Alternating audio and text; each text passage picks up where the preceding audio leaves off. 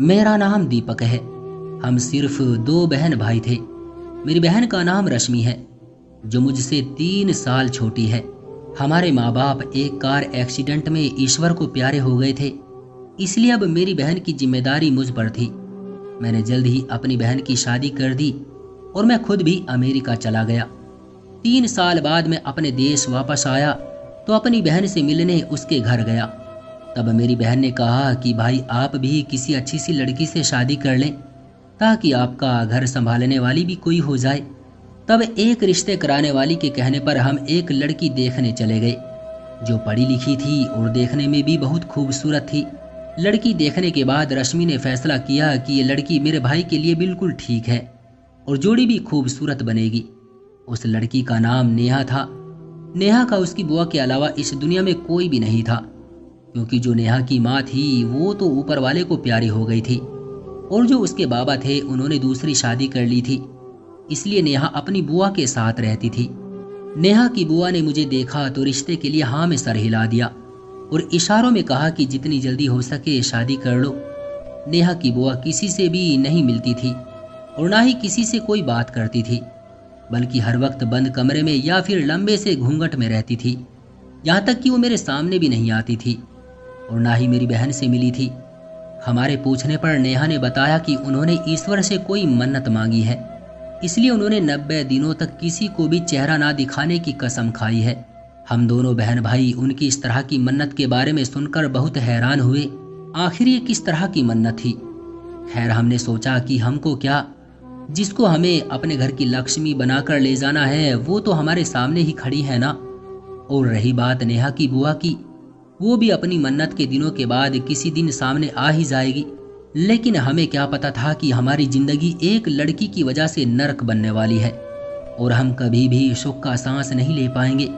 अगर हमें पता होता कि हमारे साथ ये सब होने वाला है तो हम कभी भी उस रिश्ते के लिए हाँ ना करते। शादी हो गई। शादी की पहली रात में बड़ा खुश था और खुशी खुशी दुल्हन के कमरे में गया तो देखा कि नेहा सो रही थी। मैं उसके पास बैठ गया, मगर उसको उठाने की जरूरत तक नहीं की। मैंने सोचा कि काफी थक गई होगी, थोड़ा आराम कर लें, फिर बातें करेंगे। काफी देर बाद नेहा उठी और दरवाजा खोलकर बाहर को भाग पड़ी। मैं नेहा को देखकर काफी परेशान हो गया। मैं उसको पकड़कर वापस कमरे में ले आया। कुछ देर के बाद जब थोड़ी सी बेहतर हुई तो फिर मैं उसके करीब होने लगा। फिर वो नीचे जमीन पर गिर पड़ी। सारी रात इसी तरह चलता रहा। कभी वो बाहर को भाग पड़ती, कभी बेहोश हो जाती। जब भी मैं उसके करीब होता तो कहती कि वो मुझे मार डालेगा, उसके हाथ में तलवार है, वो मुझे मार डालेगा। मैं बहुत परेशान हुआ कि कौन मार डालेगा, लेकिन आगे कुछ न बताती। हालांकि सारी रात इसी तरह से गुजर गई। सुबह हुई तो मैंने अपनी बहन से भी बात की, लेकिन हमें कुछ समझ नहीं आ रहा था कि हम क्या करें। अगले दिन नेहा की बुआ आ गई। उस दिन नेहा बिल्कुल ठीक थी। मुझे कुछ समझ नहीं आ रहा था कि मैं क्या करूं। ऊपर से मेरी छुट्टियां भी कम रह गई थी। मुझे वापस अमेरिका जाना था। वहां पर मेरा अपना कारोबार था। रात को मैं अलग कमरे में सोया, नेहा और उसकी बुआ अलग कमरे में सोई। मैंने नोट किया नेहा अब बिल्कुल ठीक थी। मुझे समझ नहीं आ रहा था कि ये क्या माजरा है। मैंने काफ़ी डॉक्टरों से भी मशवरा किया, लेकिन डॉक्टर बताते नेहा बिल्कुल ठीक है। मैं नेहा को लेकर काफ़ी बाबाओं के पास भी गया, लेकिन वो फूंक वगैरह मार कर कहते कि ये बिल्कुल ठीक है। मुझे समझ नहीं आ रहा था कि जब भी मैं नेहा के पास जाता हूँ तो उसे दौरा क्यों पड़ जाता है। मेरी रातों की नींद उड़ गई थी, चैन खत्म हो गया था। मैं काफ़ी परेशान रहने लगा था। अब तो मैं दिमागी मरीज बनता जा रहा था। लेकिन मुझे इस बात की बिल्कुल समझ नहीं आ रही थी कि आखिर ये माजरा क्या है, क्योंकि नेहा की जब बुआ आ जाती थी तो वो बिल्कुल ठीक हो जाती थी, और जब मैं पास जाता था तो उसको दौरा पड़ जाता था। और इधर जो उसकी बुआ थी उससे तो मैं बात भी नहीं कर सकता था, क्योंकि वो किसी से भी बात नहीं करती थी, बस हर वक्त सबसे घूंघट करके रहती थी। न जाने उसकी ये कैसी मन्नत थी, जो धोखे में रहकर न जाने कौन से अंधविश्वास पर भरोसा किए बैठी थी। खैर, आखिर करता तो मैं क्या करता। फिर उनसे तंग आकर मैं अमेरिका वापस चला गया, और गुस्सा इतना था कि 5 साल तक मैंने किसी से बात तक नहीं की, यहाँ तक कि अपनी बहन रश्मि को भी फ़ोन नहीं किया। 5 साल बाद मैं वापस आया। जैसे ही दरवाज़ा खोला तो मेरे पैरों तले से ज़मीन निकल गई, क्योंकि जिस नेहा को मैं एक शरीफ और बहुत ही अच्छी लड़की समझता था, वो तो बहुत घटिया और बेगैरत किस्म की औरत थी, और जिसको मैं उसकी बुआ समझता था वो उसकी बुआ नहीं बल्कि एक मर्द था जो हर वक्त घूंघट किए रखता था ताकि मेरी असलियत का किसी को भी पता न चले। और तो और नेहा ने एक बेटा भी पैदा कर लिया था जो 3 साल का था। मैंने उन दोनों को पकड़ा और कमरे में बंद कर दिया और पुलिस को कॉल करने ही वाला था कि नेहा ने मुझसे माफ़ी मांगी और कहा कि मैं आपको सब सच बताती हूँ, प्लीज़ आप पुलिस को फ़ोन ना करें। तब नेहा ने बताया कि हम दोनों कॉलेज में साथ ही पढ़ते थे और हम दोनों एक दूसरे को पसंद करने लगे थे। तब मेरे बाबा को पता चला तो उन्होंने मेरी शादी किसी और से करना चाही, लेकिन मैं उसके साथ भाग निकली। मगर हमने शादी नहीं की थी, पैसों की ज़रूरत सख्त थी, इसलिए हमने आपकी जायदाद पर नज़र डाली और उसमें आपको इस्तेमाल किया।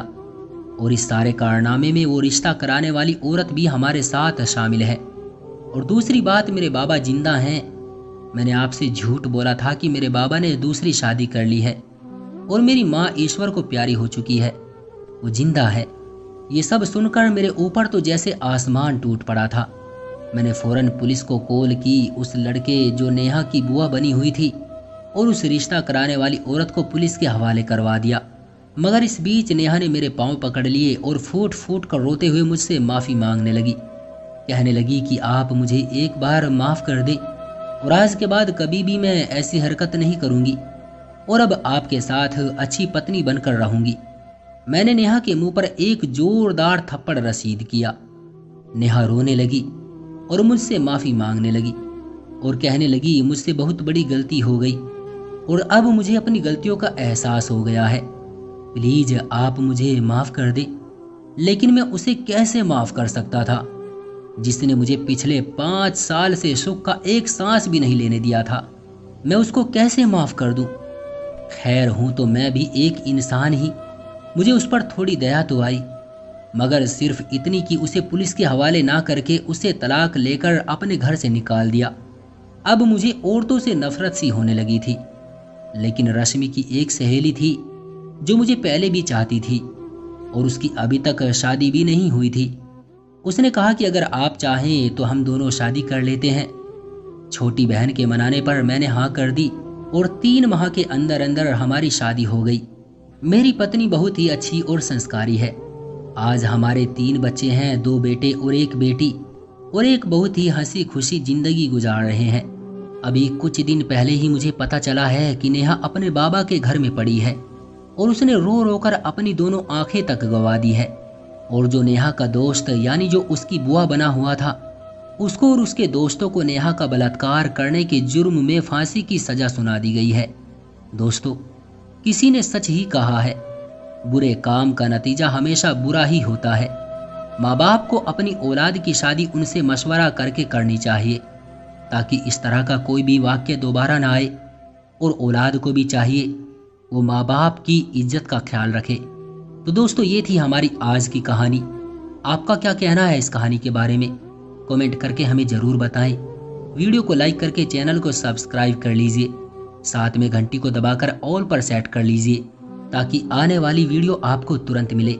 मैं मिलता हूँ आपसे अगली वीडियो में, तब तक के लिए धन्यवाद।